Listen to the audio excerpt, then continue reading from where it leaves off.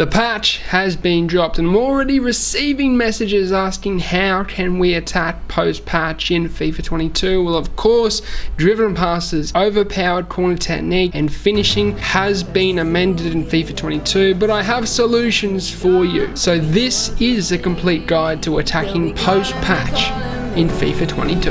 Griezmann, 3 men around him, and somehow finds some space. Ronaldo, fantastic, opening the drive back. He's made himself the tiniest bit of space.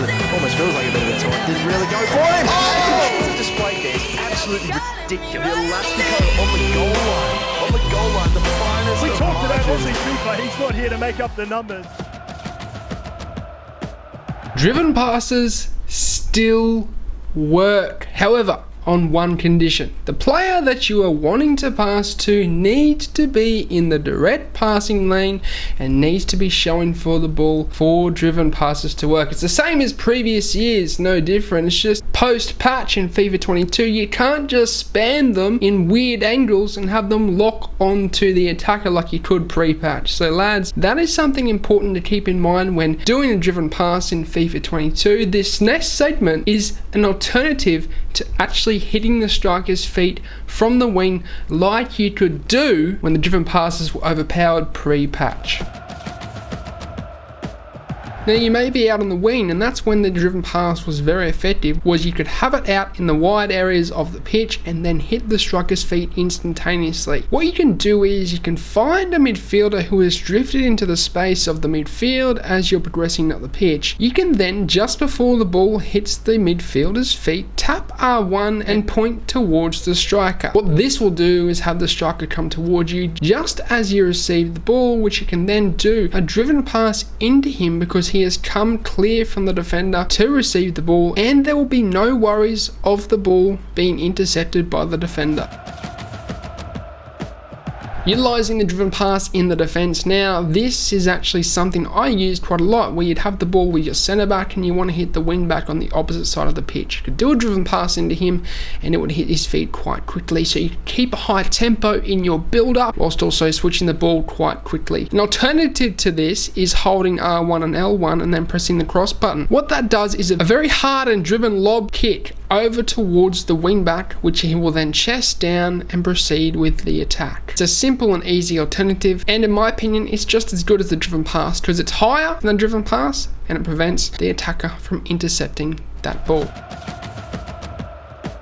Finishing. We all know, lads, that goalkeepers have been enhanced in this patch, which in my opinion I don't understand, because at the start of the game they were the issue. They were too overpowered and they would save too many shots. I find this is sort of the case now post-patch, and although it's not as bad as the start of the year, I still think goalkeepers are more overpowered than they should be. However, in terms of finishing, it is important that we look for that far post shot. Near post shots don't work as well, in my opinion. However, if you get yourself into the sweet spot that I've talked to you about in previous tutorials, where it is basically in between the post and the edge of the 18-yard box, so it's around halfway, and you hit it near post with around 2 or 3 bars of power, I still find they go in. So if you're looking at finishing near post, this is a good alternative. However, what I recommend to you is, if the far post is open, go for that shot, because it is the most effective corner of the goal this year in FIFA 22.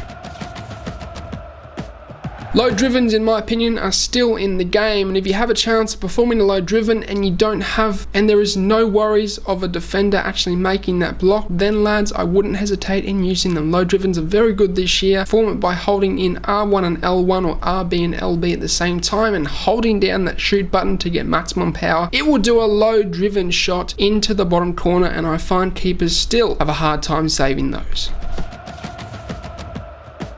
But of course, lads, there's nothing better than finding that 100% goal opportunity, and that can be performed or done by having composure inside the box. Find that extra pass, dribble that little bit extra to get the angle, the better angle to get the shot off, or in general, go around the goalkeeper if you can and get that tap-in opportunity, because they will be a 100% goal opportunity. Quite often I see a lot of your low caliber players, they will not find an extra pass, they will shoot willy-nilly, and unfortunately in this game of overpowered keepers, it will not work for you if you're not good at finishing. So you need to find that extra pass to get those goals, those easy goals, the goals that will at least be 100% in execution. The corner technique has been patched. I'm actually glad, lads, because it was too easy to score, and in my opinion it doesn't implement a skill gap because it is an easy way of scoring. An alternative to this is the same technique, but what you're going to be wanting to do is pass it out to the attacker who is just outside the 18-yard box. Then there'll be usually an attacker just outside the 18-yard box and central of the 18-yard box, which you can do a first time pass into him, and what will happen is once you perform that pass into him, there will usually be an attacker which is free in the 18-yard box, which you can hit, turn and shoot. This is a very quick and efficient way of getting the ball into the box without having a 50-50 header challenge with a defender when you're crossing it in, which in my opinion is not a smart attacking technique, because lads, 50-50 attacking techniques where you have 50% chance of maintaining the ball or getting the shot off is not smart in the attack. What you're wanting to do is maintain the ball as much as you can, and a way of doing this is this corner technique. It allows us to keep control of the ball whilst also getting the ball into the box to create a shooting opportunity. So there you have it, lads. I've taken the most important attacking aspects for you in FIFA 22, which have now been patched, and I've shown you solutions to those. I hope these solutions have remedied some of your concerns. If I missed something, please chuck it in the comment section down below and I'll be sure to address it in a future tutorial. But as always, I am doing tutorials on Instagram and TikTok. Go and check them out. I'm also doing private coaching now, lads. I launched my Patreon just last week, so be sure to go and check that out. Link is in the description down below. But as always, I hope you have a good day. I'm out. Sayonara, au revoir, adios, salam, ciao, and goodbye.